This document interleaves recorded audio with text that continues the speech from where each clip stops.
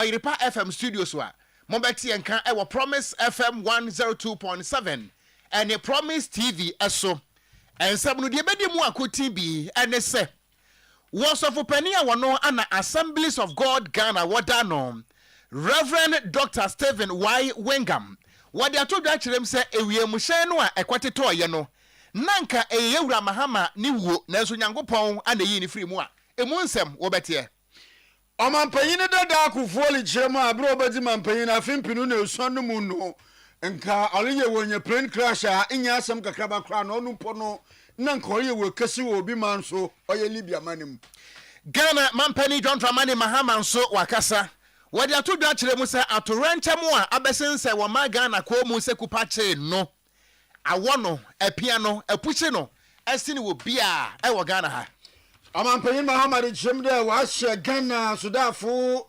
lichemde in the day atorenchema ya in the nanso kasi no woye mu hwehwemu fan na oye ya oye yumhye no kate we twem and the day oman Ghana ye di mu awre ho no wode mu nsam daba na se atorenchem se wo maye ho ntoye ne a ye nso ye ma atorenchem ho ntone na entone kina ye da so agina mu e wa atorenchem no emu na arahosam a esi ya etitire oni anintire nipa nwotwe ye kasa yi obrone se wonomo they have bent beyond recognition won mo aben ahia sey awurade nyamefo mkransie yi ye kasa yi emu nwotwe ya tabiri de agu wiem hye foforo mu a ye de akopiem e wo South Africa ye kwakoye forensic investigation also afa no no da asoye a wo hwe oye insirahwe adwuma kuru du mejira Ministry of Tourism Creative Art lichiramete omane Ghana for du baby aya nanji ebi o aya yo yenzi emponi ye papa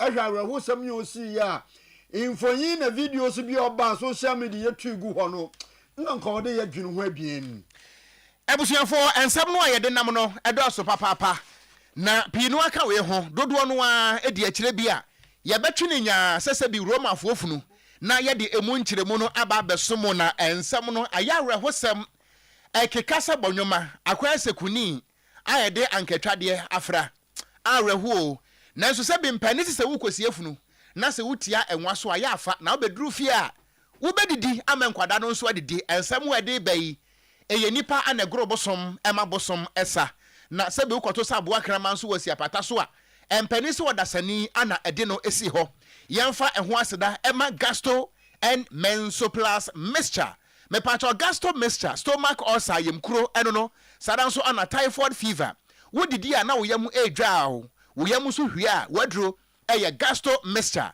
mensoplus mixture so ejirantenten menstrual pains menstrual disorder me patcho bunsa wote ya woba wonsa no amabusuafie efitwahia wobi ate wonka ama brafi wo ye bi okrom ha bomode se obenom mensoplus mixture na bibia nso atimi akọ enkanen yekuta eye prostate plus mixture me patcho we no prostate enlargement bema wo how kese beba se wanso no ntemu a ye de rubber ka chita beto bema mu na mo na di wachi sese bio bodega confirm a wate ahoma sada nso ana frequent urinating wodwonso ntentem minim wonomde ba dia eye problem memfa no sa agro wodwonso nso ana bia kem wodi kwese fridge mu ana dwonso ne nyina tugu na bonsam aningu wate kwame apia bomode pa wonsa beka bi e wo Ghana fa na ba bibiada gastro and mensoplus mixture freza 248 778899 promise herba nso na atwe ne tie no anya asem ketoa herba ne nyina boys prefect eno no wo gina tension a wo sine sojani a wo kontokwa pata e wo Kosovo ne kanda ha eno nti FDA fo agiatom sadanso ana Food and Drugs Authority eno ano no Gaftram fo nso e de stamp na si ase ho say bam eno nti se wo pe herba no ampanifo de afa mfidie mu aso agiatom a bra Promise herba wo Oyerepa FM ya buro sa tintin yase ene Promise on FM Promise TV ya dan yase he ya ayema ebuso etemu a esi hopoti se Jamaica hini toothpaste bomode so befre 05355 446 Divine Mercy Cosmetics in the day bomodinara na wakofoye body cream na lotion afa ni na zefi Thailand is aba all obua wasra eyi oye honam anyi sansa krosa krodo so nyina de wo ye fiwa mo sa de tem edi semne no gwana edi criminal lotion le srabode no ma honam no wadado kama ye pa fe designer bags na fe executives in occasion dresses shoes slippers and a purse anu so akofa fi UK and US aba makeup na accessories so we budu ye pa edum Mrs. Anoche Plaza and Divine War from 0553457200 no more ye pa kanjin energy drinking water.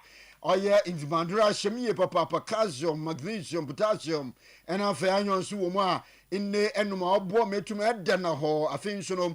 Obo ye fibia or renumo sand, rumuson sanchano. In all clean the system nezamo ye papa, Obama Kumanuso, or the Mojis are fruition or renum ye papa, and Terrapensa and Major Quanti would taste no free sono, Elinia or ye apomazin papa, moya kanjin and magic drinking water, Bobo Kumana Hawan Sabun Hubani ye pamo, Boro shop Biamana Jose to Fuba Cobraman UGC, another Tafu New Road about what Ruth Junction frame 0241449191.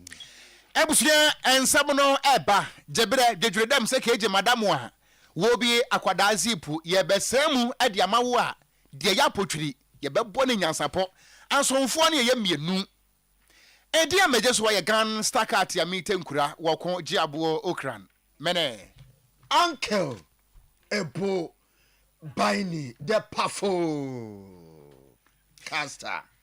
Yensa ensam no ase na wakwese lumba nwom bibi jejew ena nwumere yi Yensa kasebo no ase amawo a mayamfa werehosem enhyase na yemomu emfa emawo ye nyina yenim atorentam a woman abesensen yekomu sese bieku pachein wukwada etwamu yin eye asrafo wie mu hyan eye Z9 ekoba kire mu ewadanse ane ne mpotem ma wie akire woman asoafo makomako mienu empenfo tato ane asrafo nso ka ho bia yekasa yi wonum nyina ato nananom ewo ense edo na empenisi baabia wo bia wuo aya na wo bi na se bi mpenisi akwatiako ane akwatiaba eno ane anwono nti sofo pani a wono ana Assemblies of God aso no Ghana wadano eye Reverend Dr. Stephen Y. Wengam wode ato dwakirem wakirem se eda no asa akwanhia no esiye no eye wotwa dia mponyankropon kwa me anafra naku a woto nsuo bo awia na wono eka eye faro ane nasifo group mo no saa nyankopon no anayi yamampani John Dramani Mahama efiri saa to rentam no nya saa de a anka wono na saa bere na pawa eda so yebusa nsa wasofo adentia wokirem se wada hono ana wopani a wono na twrotwro ede ma yamampani Doctor Eya Callistus Mahama efre no puru no peke no se de basem ana so o man yes mampani John Dramani Mahama nanka wada program so ewo woboase nanso no akwantu ofoforo bi abada na anim asese mampani John Dramani Mahama wode na ni kiremu ewo Ivory Coast mem Cote d'Ivoire enu nti amasese ayekase mampani ne plans no asesa na wasofo kiremu se emra waka asa no na wadi nka de akwampa ye bomu dada ama nyankopon agye atoma asase se ampa ewrade nankasa wonkasa enu ntemra ebeto odwasa ye mampani John Dramani Mahama yi wanya anko woboase ni bi na emom woko Ivory Coast no woto eye powder kwowiem eka kire nyankopon se medase o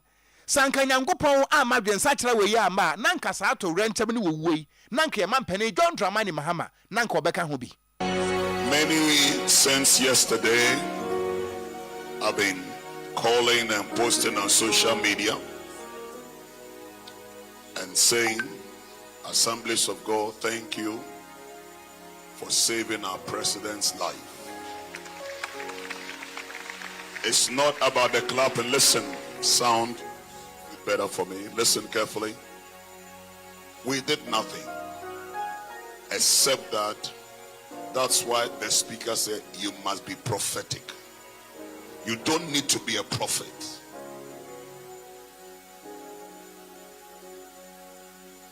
When last week I received a call from the president's secretary that he would not be able to come today, and I had been invited to La Côte d'Ivoire to be the special guest of honor for their independence. and that His Excellency had asked the Vice President and his wife to come in this place. I said, thank you, Dr. Callistos. Then I called Reverend Bauer. Reverend Bauer, President said he's not coming. I said, I don't accept it. Go and mobilize the prayer team and pray and reverse it. Reverend Bauer is my witness. Where is he? Ask him. I told him, I said, I don't accept it. Edion. Empenisi akokwaba obe woni. Abebesere wo so ani se heun. Mene ni se guna. Enti papa yi ne din the Reverend Dr. Stephen Y. Wengam. Were General Superintendent Emma Assemblies of God asori no a Cedar Mountains Wabiano Ewashiashi and an important monti. I saw them ho and a sanse mu nyina to form emunsem no. Omampanyini dada His Excellency John Ajekunku for the Gentle Giant. And all kasa de oyende nansa awrahosama osi wo omanagana yina yerija awrahuwi nyamenkote ebra obaye mampanyin ewo manyimu afempinu na esuno mu meche 2007 nyamenkote nke Libya asase do oye Sahara Desert no do no nka ni plena otim nkore wa akohwefom yie pa na nyasem kakraba omampanyin lichim de damabro no onye enyim na banimu mpanyimfo banyimpa beye edu abien kodu oye edu esia enena wowo dem wiemhye ne mu no na Libya mampanyin damabro no oto nsafro hon ema wokodi dwuma bi ewo Libya kropo oye Tripoli na wodi dwuma ni wie no na wode wosan waze honenyo chirem ewo Sudan mamu na wokono wokodi dwuma ho omampanyin gufoli chirem a wakotine plane ni mu efi plane ni tuya okoya kodu mfimfin baby awoda plane no otumo page ni mu na okowim ye pa na woko where do desert yi do watine plane ni mu wo hwede plane be page ni mu amampanyin kufoli kirema be he don hworo ko meche 1 hour na ehwe fom eti plane mu na se ehwe plane no ni mpoma ni mu a eche won se de li ade wo fom ye no se na be plane no do no ma se plane no do kowim na abata na wolu hwe enyim de oya iwem shenkanyin meche pilot no owodo kan bibi so je won kan bibi an che hon wokoya the plane lim no mudo afi wo hwe na wefi oya desert no do ena afi wonam nsudo watansu na nya te da oya kodo ye opedo okọ ni nyinara iwem shenkanyin kan bibi an che hon wofi wo ya wadan ho ahwe da wedu airport bi wadan won wasana ba oya Libya ehwana na oya pilot no be ka che hon de plane no fort abo ho entina madanda mo kakra ma ba yesa na baland na ya plane fofora control plane se de ma bro no nya asem kakaba kra ba ejuma na edin ko e mu pa no ni hanko ba bia ka ko wa ba mu na ejuma bi wa so di ma no then there's a line as a bus line the boat to be as the crow it's a lorry crime pop for so quite so the goodbye by Jumana ubay wajma yedia as a rescue and I think that's my that actually been a minister corner say convoy na siren papa we didn't talk about before no good so Jumano a home run been 2007 I think. Nyamenkwa and Kathleen it to the Sahara Desert so free Libya, Yako, Sudan plane and then Nipa bed finds the bed 12 to 15 and a plane. The plane that take off for Tripoli. Plane over family Accra, the Meko, Gaddafi Chromia process for Libya. Menina can some years, some few the Meko, Sudan, Khartoum, Medivh, by somebody. My way made stop your time you're playing. I feel playing my son. I'm Sahara Desert, so entering also. And then I'm playing ye. For best 30 minutes, no man who's on course. We put to an event formula and no answer with the desert in the down of as I'm about to answer. I feel new as a hotel, no one playing. One more a children, be a back in the idea to climb. One more trip up by the end. One was a pilot doesn't come to the train. I feel quite a guy. I want to play no as to a dining time flyer. You hear that. You have got your bad Mediterranean Sea. So, and man also Namopo, no, this, 1 hour, and Sunday, we all could see our Tripoli. AC from no, you say, fire tenders, and need to vehicles, tarmac, and also, yes, from no. You basically cut the speed, airport, tarmac, and also, I want to have a pilot, because I play no name to me, man of us.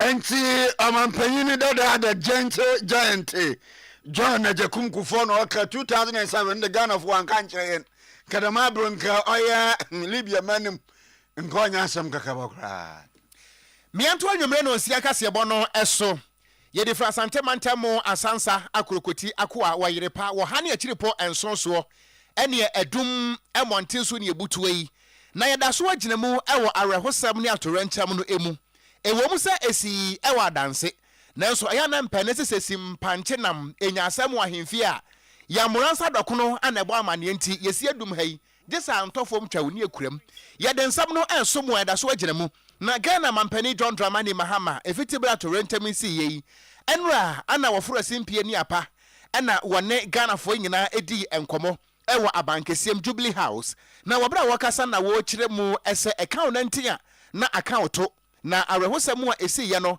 enye se bio abusuafo na adehye dem no wo mo nko a ana se bi ade ato wo mani na wo kire so wono kra de awo no apia no afe no ati no achese etwa ne sini wo bia efri se said ye na wone sa nipa nwatwi atie ye kan se relationship anasa anyonkofa na da wo montem no na wone wo motise nua ene anyonko nanso ne wotwa nani a adamfo pada ne apeto amene ba mo wuo ama wo mai abese no ene da akena ane de etonwom eno nti okirem se de di nkan no wo di nkan ma ono ankasa no mpo ya akofiri se ne nuanom ana sese wo mo ekuroi na ya akwoto mienu ekọ ede ama ebusuafo a yekasa yi wahwe won ade hye se wotwa dia mponyankropon kwa me ana fra na ku wono a na ema nkwa wono a na saagye na de asie no de ewo mu se busua no edi ya ene awerho nanso wono mampane no wodi awerho asini obia ewokuruma. A tragic helicopter crash in Adanse Krofom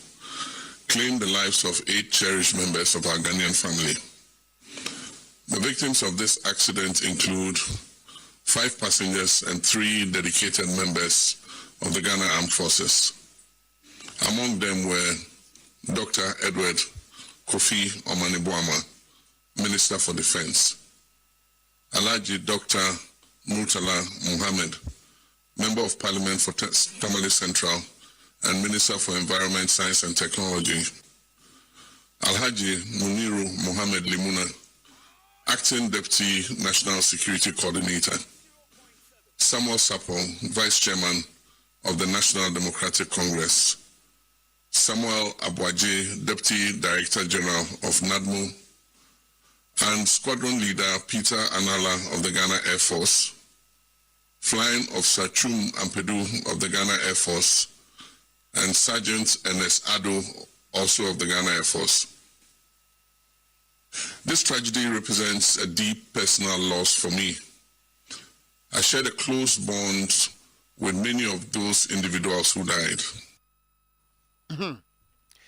Bema nsu ayana mpene se bema na numadura enwon enu nti glucose ho na bema enom to paye ani biko ehu o ye ma mpene John Dramani Mahama abusuamu a mo hwe TV ne de mo hunu de ye pa kire yi na mo nso amunya hu bi ne mo ba eye Facebook no so a eye Oyerepa radio uhu se mampani wasu amananimu nyina muamu a yewura akafra na yenso yenkafra bi enti emu nsam ananu a moti mu nsam yo pictures na videos so mi ye papa panchire radio na TV so benwa kese bon luchegu ewo Promise TV Oyerepa TV, and we are live on Facebook.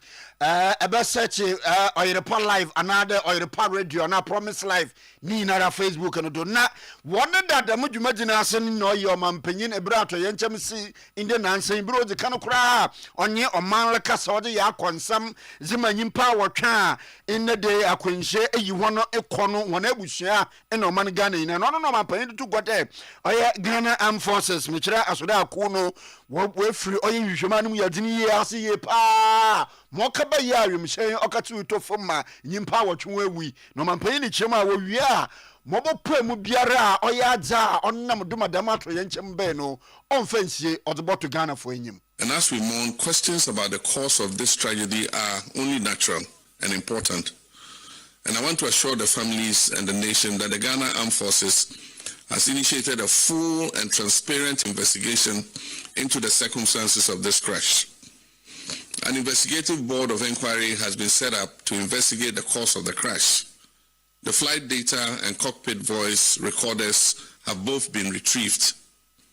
All 8 of the bodies of our departed comrades have been retrieved, and the government is in close touch with the bereaved families about identification of the bodies and final interment.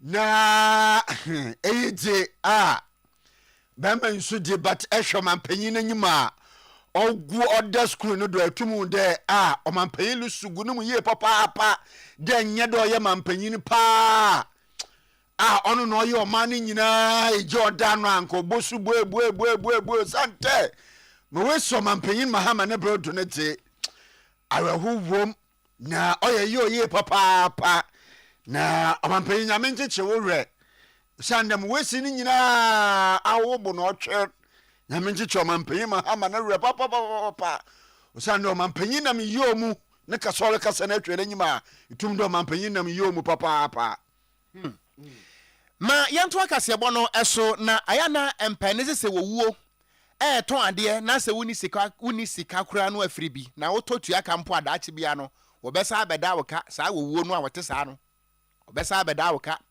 wowu akwese belebele nantwi no ma ebo se nantwi no ma firi wontoma na wose bra busuafie beje ayire ne ho age firi so kodura busuafie ho a wo munyina asese wo hu se we na age ana se we na age ye ehu o mewura ho pa na abusuame anto akase bo no so yada so agina mu atorentam num tuwe aya atorentam kase bo ane de ma wo no empani sesa mampa ne yetu ne badin techere mampro emunsam eno no na yada so agina mu atorentam no emu a enipa maako enwotwe atorentam ne siye na wo mu na abusuamu amohunu videos ne pictures ne de obonika ne say bent beyond recognition na kire say sania wo mu se hyefa ye no abusuamu nkafra sania wo mu se hyefa ye no wo hu se asomasi nie wo binti nie koto nie ana ya akodwo enie kire say wo mu nyina ye hu se de wo mu su ane ne ban no etie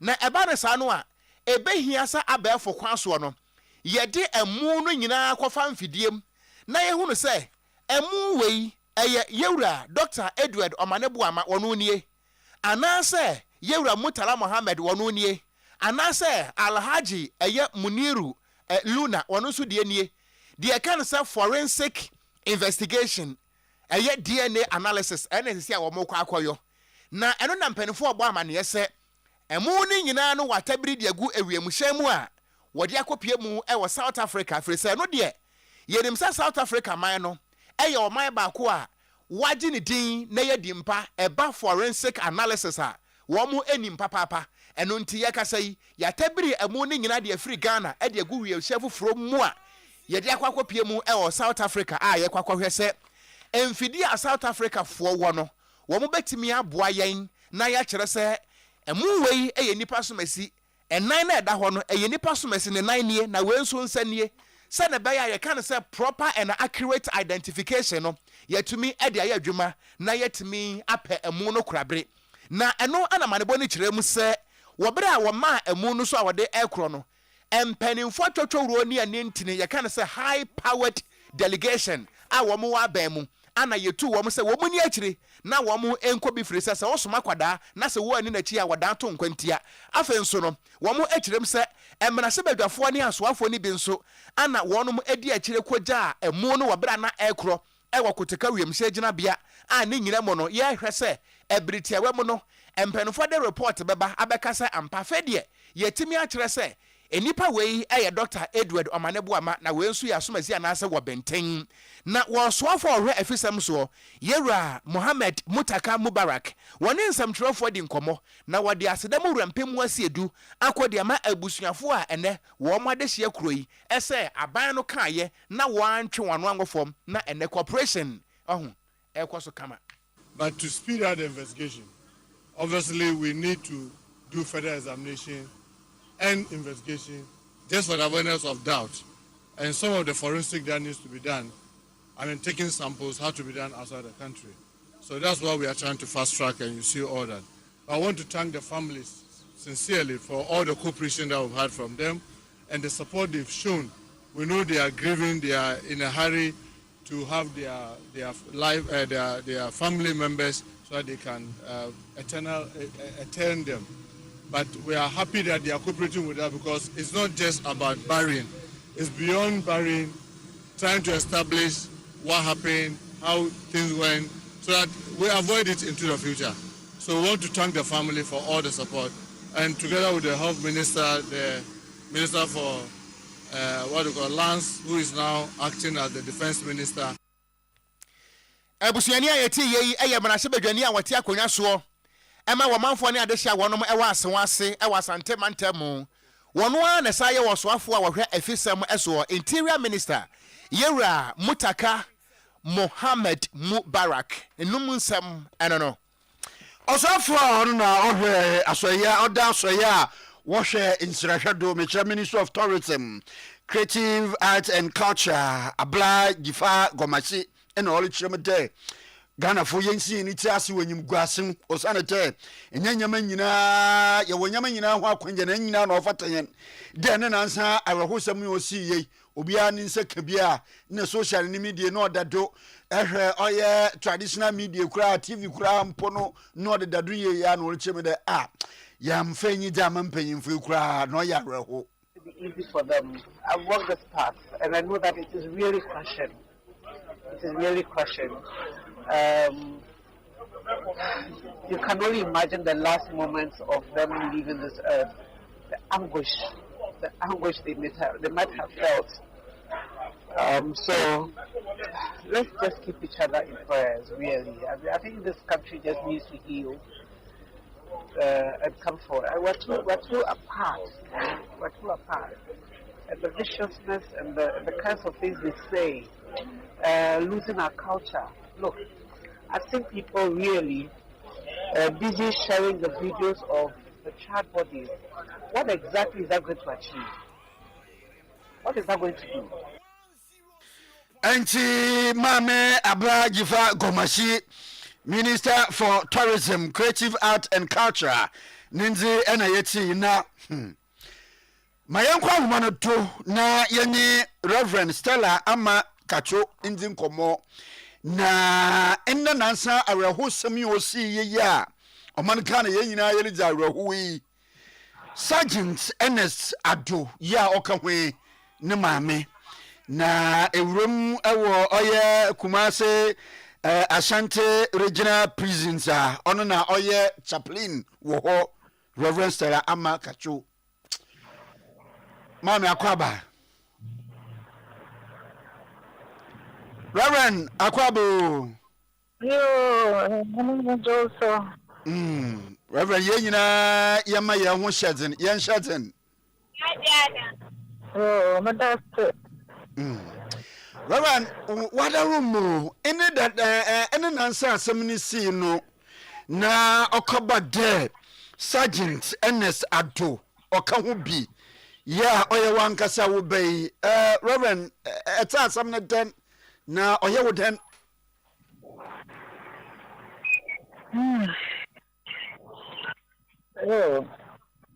I'm a total feel for national training. I somewhat Asia.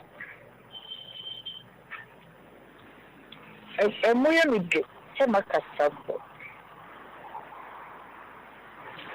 And so, Name Assemblaka. My general day. He said, we decided my husband would be calling me. I'm India. Number energy.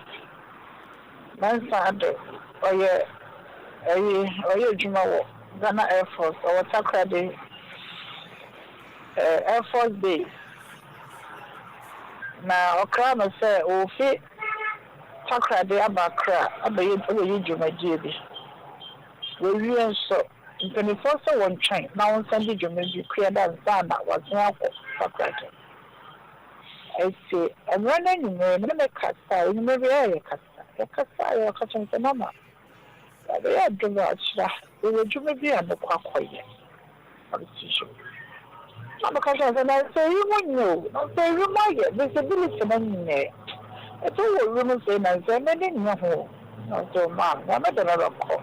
See you, meaning, I mean, I'll call the door.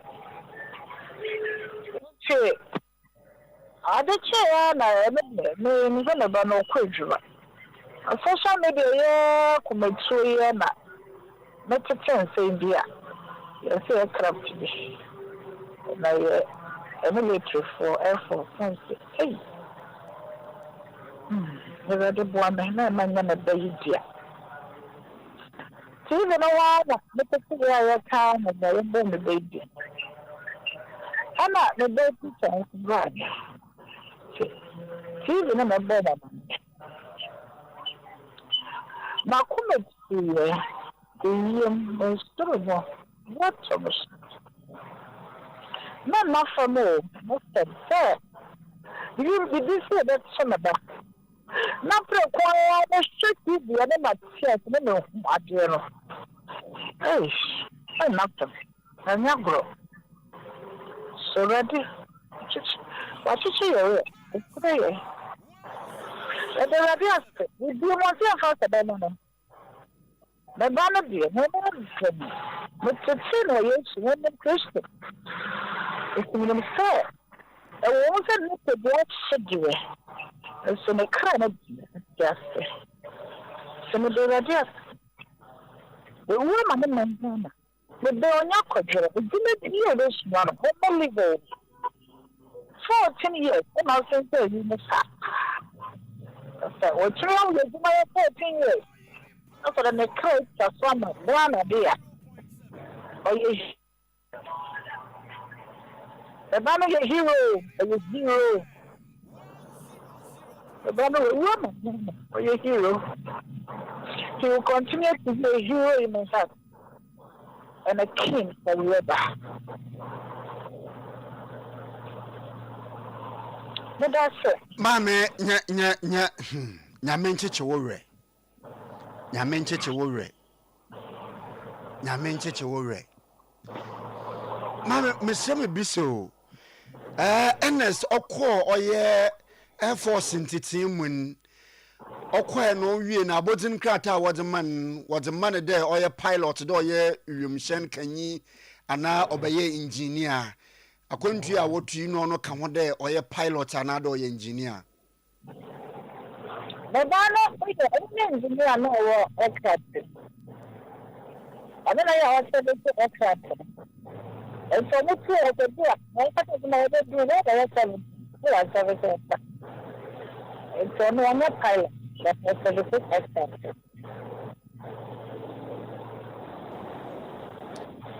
Nyame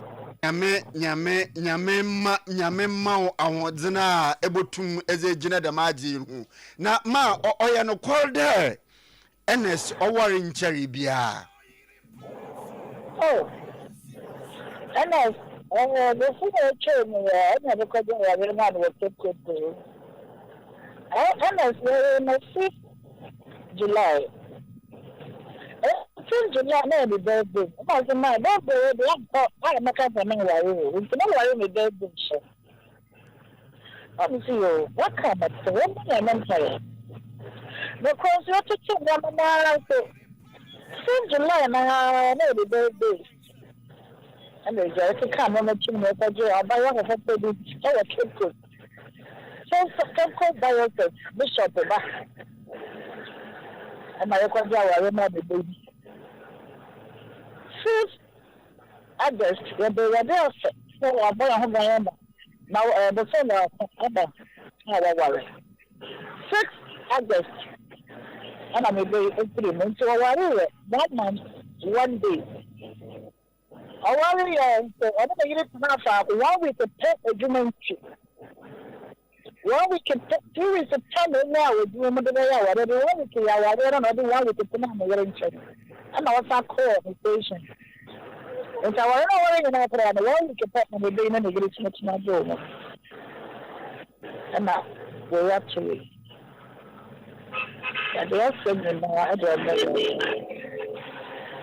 Mama nti wada mo nti sisia waso no no what then around them na kura no the papa so is separate na mo fam na I just say no way I don't I rather say it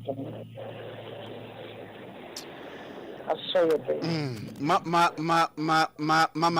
yenna wase na in fact kase kura nkomo etuma yi di chede wo ho yeten nyame ka ho na yeresere da honze ne bi mmaka ho awu na ebusuani nyina nyame nka mo ho nyame ncheche wo we dem brezi kan no nara no nyim mo ye no ye manamba enti nankote na ote mo wesi ase yake enyimpe ye bodweno ho de na nso nyame nkote na ote ase enti nyame nka wo na webusua ho ai na de biara edde na se soro na obesi wutirim de eya nkona ma da bi Ghana fu nyina nkanka Oyerepa ebusua ye ka ho hene mpa de biara ye bompa ye maw awo webusua na ebusua wona de si ni watori nyina no ye ka mo ho ye bompa ye amamu ma me nyame nka ho no nkyekere awo na webusua mo werɛ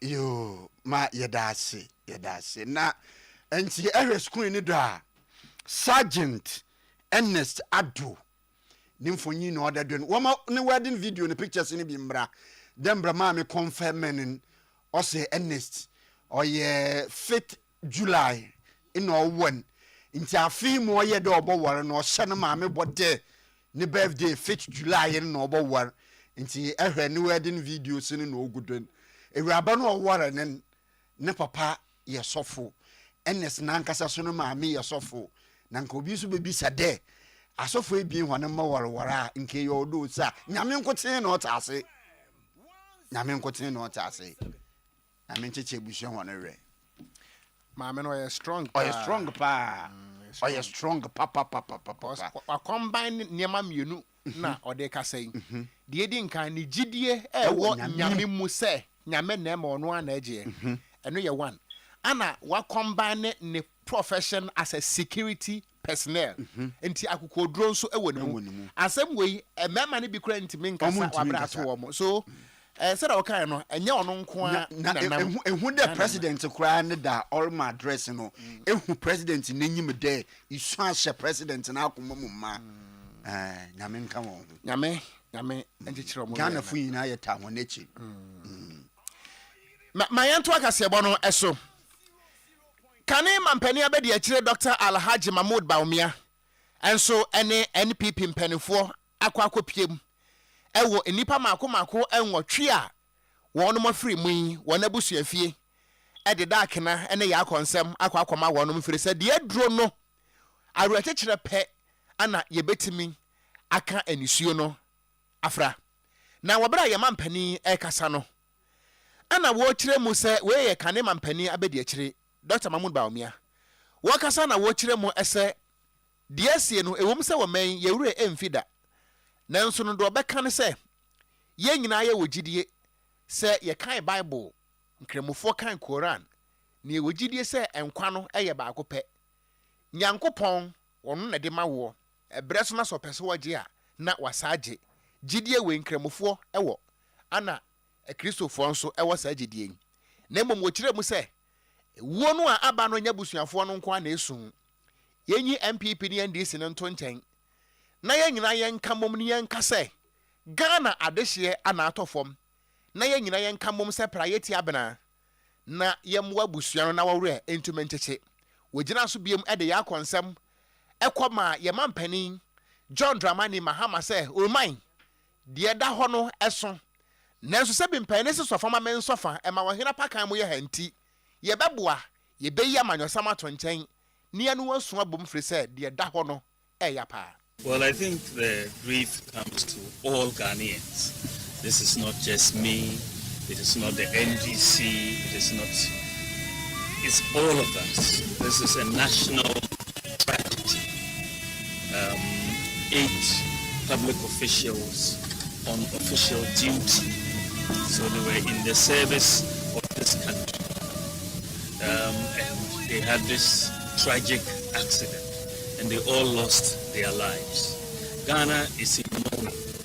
And so this morning I took the opportunity to visit some of the families, at least of 3 of the victims. And I will continue tomorrow to complete that exercise. So this is personal to all Ghanaians, and we just want to extend my condolences to the government, to His Excellency the President of the Republic, John Dramani Mahama, and the government. I also want to extend my condolences to the Ghana Armed Forces who have lost very gallant soldiers in this process. I want to extend my condolences to the families of all those who died in this accident.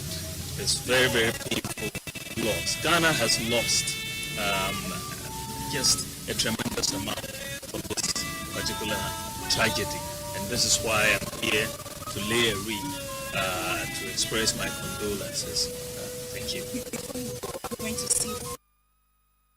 Enti kane mampani abedi achire Dr. Alhaji Mahmoud Baumia ana wakasai wasiwei eya to renchemu a eye kwadwom enye ba akofo dia oman ni nyina dia na wobra na wode eye hwen ekwakoto empanifo yi edin yento aso Owuraye agata inti eye opanyina ono na other school ya no hwe school edo Jesus Saves Educational Center ebo romu wasantase apra ya ohye kwada so oye kropon ni mu a inede ena olokase no lechemde abanombo modena na onfa oye enwumosuo ho akadem a ankranko oye schools ahoro no meche private schools no zane de amoso wolboye pa ma man lutumpun ewo nwumosuom odema semi to go wabra woriji worse honen fe eduenu enum oye afinhyeda meche 25th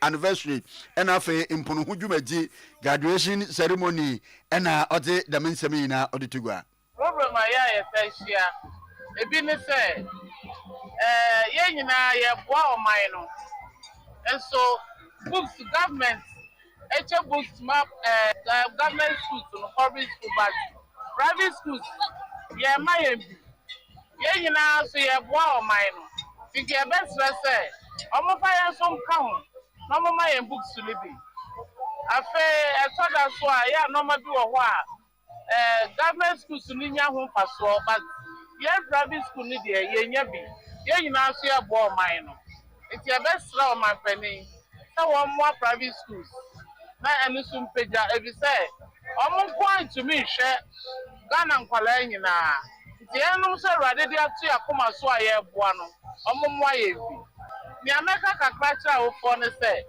omo de omo mane ba omo ni enya adwen bibia nkwala ni hi ebe ma omo education na koso no omo provide man nkwala no obi wo de ne ba bibia won fa ho biem ono won tua fees books kura won to je besra wo fo no ye boa wo mu to mo so mwaye na ye ma no enya da achepa enti Owuraye agata inti proprietors Jesus Saves Educational Center se prena dwanto hene dima asafo na nanu akyere nkonwa na na se asafo boatena otodu ebien kopo mu dwumadina no na olosra awofo da awofo so momodina monfo huni nto aba no nkoten wo mo famba hon masuam ne momo no mo da ho so wode ye wode boa mo fama wo masua no awofo so nye kasuku asem no ene eye 25th anniversary ma Jesus Save Educational Complex here. Na kakra me kan say awofo so e wo chefa e wo adesuam ene adekyerem same thing say obi beka say na free SHS aba stress free yeah level 100 for those who invest so enya kwanya ekode nanso so wo fo na wo de akwa de ba wiase no so wo wasede a esese woyo eso so edeboa akra na wo de na ba no so impuntu ene na disia ebi ni say wo behwe say akra no eba beduru ifia ne homework awofo no obeboa no ebi ni say akra na hu siesie ni school tade ni books ene akade e odisua de yeye no wo for no wo wasede se wutimi provide wo so wasede se wo hye wo ba no enkran ba bia wo tosini e wa adesua mu no waboa no ahye ni nkran na watimi atimi apeke na omunyina atimi abanyini abaye daache ye nchirima ye duhon mu a omuzo ba ba hye akire enye book mu adesua no nko a na esese awofo ye me ye nipo ho ene se wo baye wo hye ya enkwan bebie wo talent ebinumu osa ebinumu okira mamre ebinumu kanwensam ebinumu ye nema bebie emi hu dwiri mie eye se ebinum de French kasampo na kanwensam we stress ye mofra na wo mu harmo no so no se ye boa wo mu a daache omenya bebi pa de asi de aboa o man so empuntu ene ne kyekire Nana asa safo buatin otodo ebiedwanto hene asafo traditional council ninzina eti wafoto odman ewo dwumadina ase yeda so agina mu ewo school dem na dwumadi ahodo akoso ewo eye school mo no ebi ne dem awei na Better Methodist Preparatory School one more graduation etoso mienu any open day ceremony ekoso na etipo aneda so eye understand the potential of today's child, the role of stakeholders.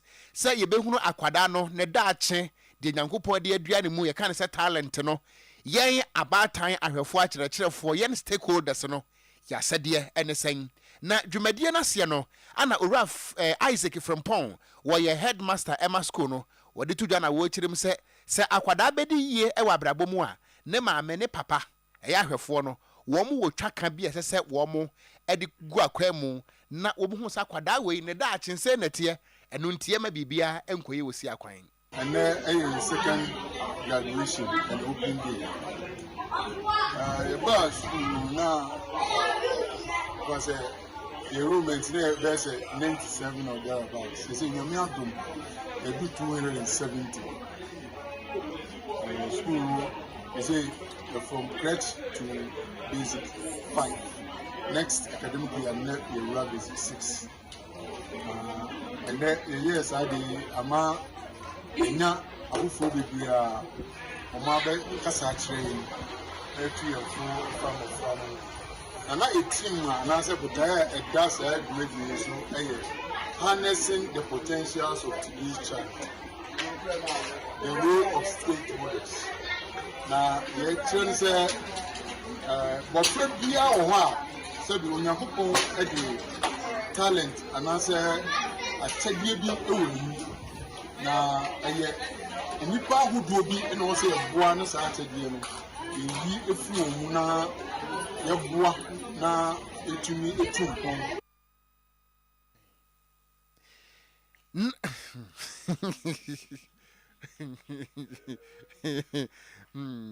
Ora Isaac from Pon wono ana woye headmaster Emma School no eno achi ana ora kwasi Arthur Donko woye chairman Emma School Management Committee no wode eto school no anim se wo mwan yade papa na emom wode to ahwefo abatan anim se wonhwe na eniam ahodo ebeboa amakwada na da akya kon kane fa ne ngomasuam no wo momode anse wode be man kwada no enadwumadi yesese ye no du se ye no na ne ti bia bankola no mama ade na afi de ayefe awofo beta ye chi asofo beta ye chi nti obia hu se ye wonta akire nti obia yi ne yam eya ade no ema ne ye fe amofra na awofo no obu na yesere se ye koyanim we ya o mani aji bebrebe obia ne baye bibia ni aji yesere ne se ombi sa ni die no a be talk books ene school no ho niema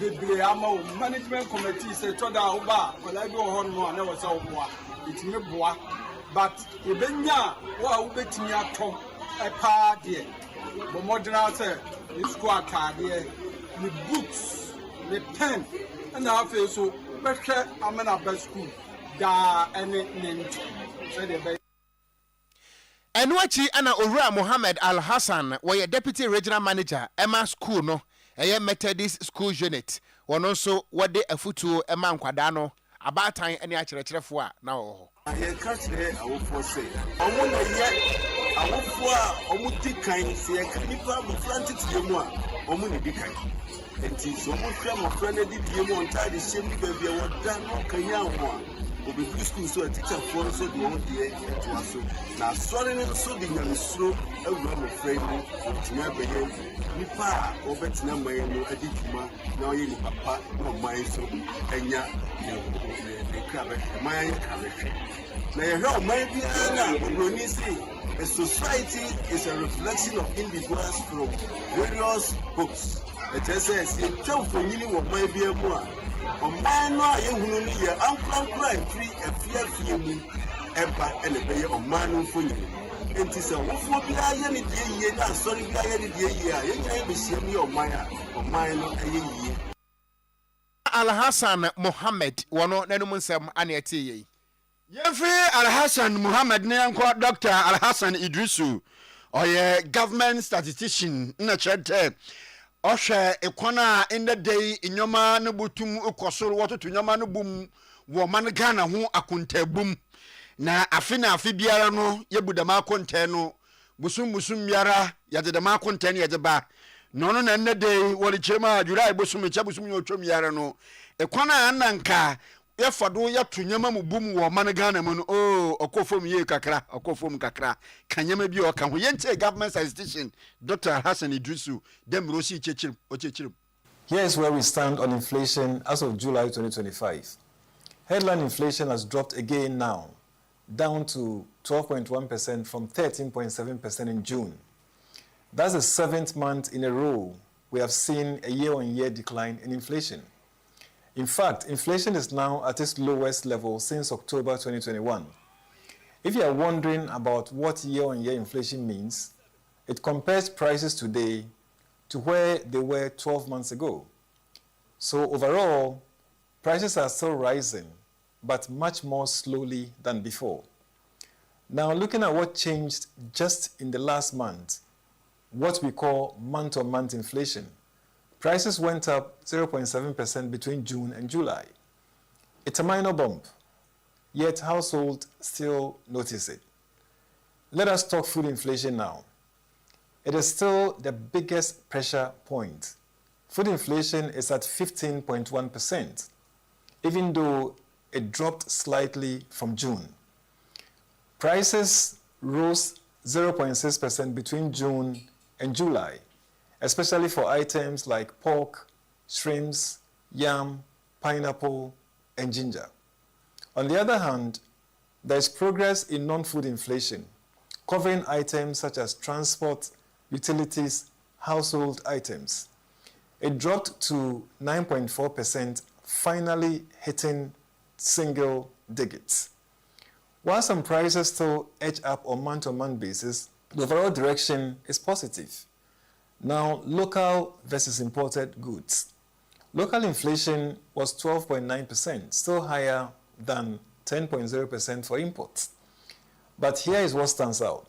Imported inflation dropped by 2.5 percentage points, while local prices only eased by 1.1 percentage points. In fact, prices for local items rose by 0.9% month-on-month, compared to just 0.1% for imports. This tells us that global supply pressures are easing faster than local ones. Aninti Dr. Al Hassan Idrisu, a government statistician, Ninze, Anayeti. Yentu akasiebo no so na yemfa akasiebo no entwa bosompo na yenko enkofo man eso na kamea yese yade bia no a eye kwodie wuo pandemic no China ana efiri ba wodwene ho a wonti ase ye nuanom China foi ade yi wonfa ponkyerane ho nkyɛ no wonfa kwakwa da be ho nkyɛ no womba Ghana na nsan wopɛ kwakwa da bi a horabasa mponkyerane nyina gifum wagebam wana ekro no adwonko ye to aso ye kuanim na ye kasai amanebo a efiri United Kingdom mine mo ba ekre ese wudru aye Taiwan a yesi yade foforo bi atweneti aye fan se chikungunya rade chikungunya fever na eno no China man mu ana ehyaase na afei ana Taiwan fo nso wo mo nso anya wo mo de na wo mo kirem sa